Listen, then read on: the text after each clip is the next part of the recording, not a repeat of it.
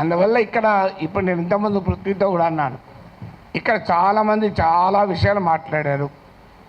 బహుశా అన్ని విషయాలతో అందరూ ఏకీభవించరు. కానీ నాగరిక ప్రజాస్వామిక సమాజానికి ఉండాల్సిన లక్షణం ఏంటంటే, ఏ అభిప్రాయాలు ఉన్న వాళ్ళైనా ఒక వేదిక మీద ఉండి మాట్లాడగలగాలి. అది నాగరిక సమాజానికి ఉండాల్సిన లక్షణం. సో ఇక్కడ ఉన్న వారందరికీ ఒకటే కన్సర్న్ ఏంటంటే స్వేచ్ఛను హరించకూడదు. ఇక్కడ మాత్రం డిఫరెన్స్ ఏం లేదు కదా ఎవరికి. భావ ప్రజ్ఞ స్వేచ్ఛను హరించకూడదు. భారత రాజ్యాంగం కల్పించిన ఆర్టికల్ 19(1)A కల్పించిన భావ ప్రజ్ఞ స్వేచ్ఛను హరించకూడదు. హరిస్తే ఏం చేస్తారు? కేసులు పెడతారు. నేను అన్నాను అరెస్ట్ చేస్తారని భయమా సార్ అన్న. భయం ఉంటే యాంటిసిపేటరీ బెయిల్ పోతాను, నేను పోలే కదా అన్న. ఇంతవరకు యాంటిసిపేటరీ బెయిల్ పిటిషన్ వేయలేదు, వేయను కూడా. ఎందుకంటే నవ్వుతూ అన్నా, నా జీవితంలో చాలా అనుభవాలు వచ్చాయి, అసెంబ్లీతో సహా.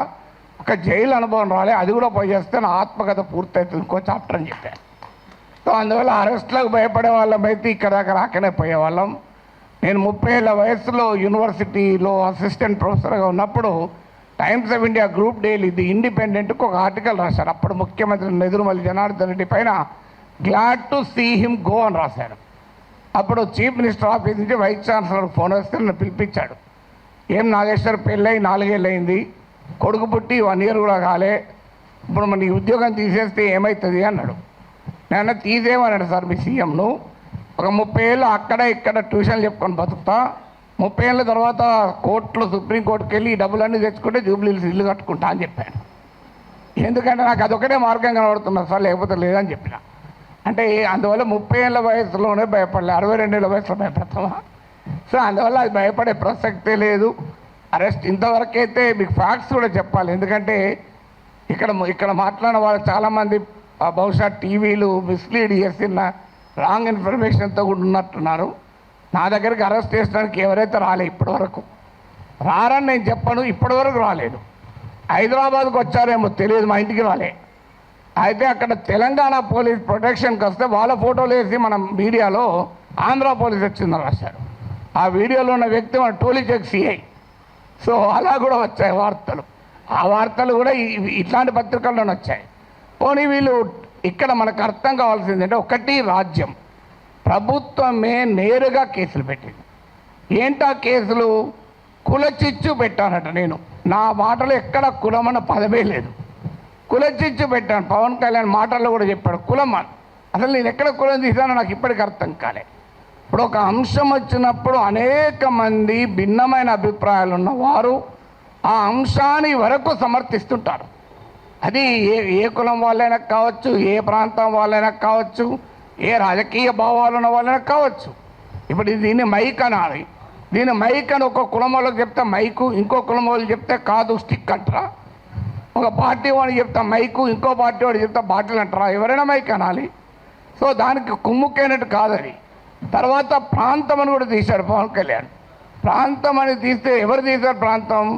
నిజంగా ఇక్కడ వచ్చిన ఇన్ని సంఘాలు ఉన్నాయి, వీళ్ళు తీయలే.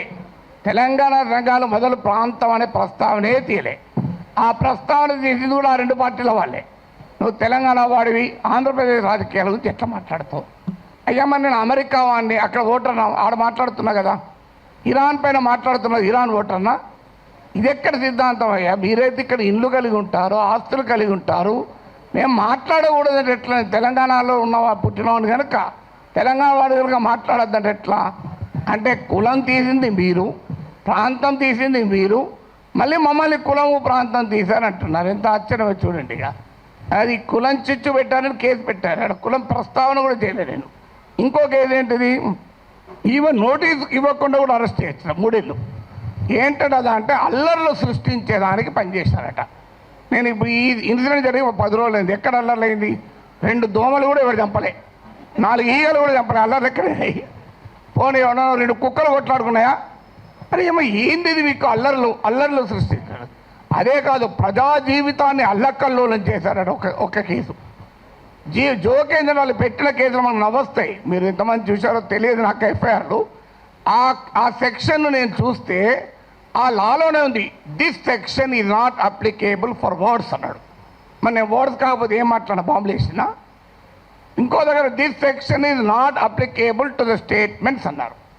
నేను మాట్లాడేది వర్డ్ స్టేట్మెంటే కదా, అంటే అప్లికేబుల్ కాదని చట్టంలో ఉన్న కేసు పెట్టారు. ఇక చూడండి, ఇక్కడ మనకు అర్థం కావాల్సింది అంటే చాలామంది మిత్రులు మాట్లాడారు, నేను మాట్లాడిన అంశం అసలు ఇష్యూనే కాదు, అది ఇష్యూనే కాదు. నన్ను కులం అన్నారు. ఇప్పుడు ఇంతకుముందు విమలక్క గారు చెప్పారు, నేను ఏ కులంలో పుట్టాలనే హక్కు నాకుంటే, అది అవకాశం నాకుంటే అది నేను డిసైడ్ చేసుకుంటుండే. ఎక్కడో చోట పుట్టిన తర్వాత ఎక్కడున్నావు అనేది పాయింట్ కదా. చిన్నప్పటి నుంచి అణగారిన కులాల కొరకే పనిచేస్తాను తప్ప అణగారిన జాతుల కొరకు వర్గాల కొరకే మాట్లాడాను. ఇక్కడ కాదు, ప్రపంచంలో ఎక్కడ అణచివేతుంటే అక్కడ మాట్లాడాం. ఇక్కడ కాదు, ఏ వెనుజులాలో నా కులం ఉందా, నా ప్రాంతం ఉందా, వెనుజులాలో అణచివేత గురించి, క్యూబాలో అణచివేత గురించి మాట్లాడాం, కొలంబియాలో మాట్లాడాం. అక్కడ ఎవరి కులాలు ఉన్నాయి, ఎవరు ఏమున్నాయో మాకు. సో ఎక్కడ అణచివేతుంటే అక్కడ మాట్లాడతాం. సో అందువల్ల ఇక్కడ అసలు విషయం ఏంటి అంటే, ఇంతకుముందు చెప్పారు మన మిత్రుడు రఘు చెప్పాడు, అసలు విషయం ఈ ఇష్యూనే కాదు. ఇష్యూ ఏంటి, ఆంధ్రప్రదేశ్కు విశాఖపట్నానికి రైల్వే జోన్ ఇచ్చాడు. ఆ ఇచ్చినట్టే ఇచ్చి ఆదాయం వచ్చే కిరండాల్ కోరాపుట్ లైన్ తీసేసి ఇచ్చారు. ఆ లైన్ను ఒరిస్సాకు పంపించారు. ఆంధ్రప్రదేశ్లోని ఒక్క రాజకీయ పార్టీ అడగదు.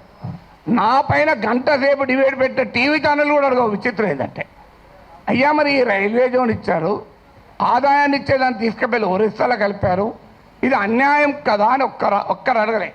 నాగేశ్వర్ పైన 1 అవర్ డిబేట్ పెట్టిన వాళ్ళకు ఆంధ్రప్రదేశ్ ప్రజల కోసం అవసరమైన ఈ ఒక్క టాపిక్ మీద ఎందుకు డిబేట్ పెట్టరు? ఆన్సర్ లేదు. ఇక మీకు మచిలీపట్నం పామర్రు ప్రాంతంలో మీకు విలువైనటువంటి ఆయిల్ అండ్ గ్యాస్ నిక్షేపాల్ని ఓఎన్జీసీ కనుగొంటే అత్యంత చరిత్ర జరిగిన దుర్మార్గ చరిత్ర గల వేదాంతకి ఇచ్చేశారు. తూత్కుడిలో ప్రజల్ని చంపినటువంటి వేదాంతకి ఇచ్చారు. ఇది ఆంధ్రప్రదేశ్లో ఏ ప్రధాన పార్టీలు రెండూ అడగలే. ఇక్కడ నా పైన డిబేట్ పెట్టిన టీవీ వాళ్ళు అడగలే. విచిత్రం ఏదంటే, కానీ నేను అడిగాను, అది కోపం ఏంటంటే ఇలాంటి ఉదాహరణ 100 చెప్పగలుగుతాను. అందువల్ల పబ్లిక్గా క్వశ్చన్ చేయకూడదు. అందువల్ల ఒక్కసారి బెదిరిస్తే దాన్ని డాక్ట్రిన్ ఆఫ్ చిల్లింగ్ ఎఫెక్ట్ అంటారు. అంటే ఒక బెదిరిస్తే వీడు నోరు విప్పడని. కానీ గుర్తుపెట్టుకోవాలి, ఎంత బెదిరిస్తే అంత బిగ్గరగా అడుగుతాం, పని కట్టుకొని కూడా అడుగుతాం. అదే నేను అన్నది. అదే అని యుద్ధం మీరు మొదలు పెట్టారు, నేను ముగిస్తాను అన్నారు. మళ్ళీ దాన్ని పెట్టుకొని యుద్ధం చేస్తావట అంటారు. అయ్యా నేను ఏమన్నా అందులో క్లియర్గా నా ప్రజా సమస్యల పైన అంటే ఇప్పుడు ఇంకా దానిపైన కేసు పెట్టలేదు. బహుశా ఎఫ్ఐఆర్ ఛార్జ్షీట్లు యాడ్ చేస్తారో తెలియదు. కానీ ఒక్కటి మాత్రం మళ్ళీ చెప్తున్నాను, మీరు అరెస్ట్ చేసుకుంటారా, కేసులు విత్డ్రా చేస్తారా, చెయ్యరా, అది మీ ఇష్టం. మేము మాత్రం మాట్లాడుతూనే ఉంటాం. We will die but we will not give up our right to free speech అన్నది మా మాట. చావనన్నా చేస్తాం కానీ మాట్లాడే హక్కును వదులుకోము. నీకే అణిచివేత వేసినా దానికి మేము సిద్ధం, సంతోషం. మీరు వస్తారంటే చెప్పండి, టైము ప్లేస్ కూడా చెప్పండి, ఆడికి వస్తా, కావాలంటే అరెస్ట్ చేసుకోండి. Thank you very much. Telangana ఉద్యమంలో స్లోగన్ ఉండే, ఆకలినైనా భరిస్తాం కానీ అవమానాన్ని సహించమని. సార్ కూడా అదే ఇప్పుడు చెప్పిండు, we will die but we will not lose our right to speak. So దీన్ని కంటిన్యూ చేసుకుంటూ ఈ ఆత్మాభిమానాన్ని చాటేందుకు ఇప్పుడు సార్ మీద చేసినటువంటి దుస్సాహసం ఏదైతే తెలుగుదేశం ప్రభుత్వం, లోకేష్ చేసినటువంటి, పవన్ కళ్యాణ్ వీళ్ళందరూ కలిసి చేసినటువంటి దానికి నేను తెలంగాణ సమాజానికి క్రాంతి దళ్ తరఫున మా టీం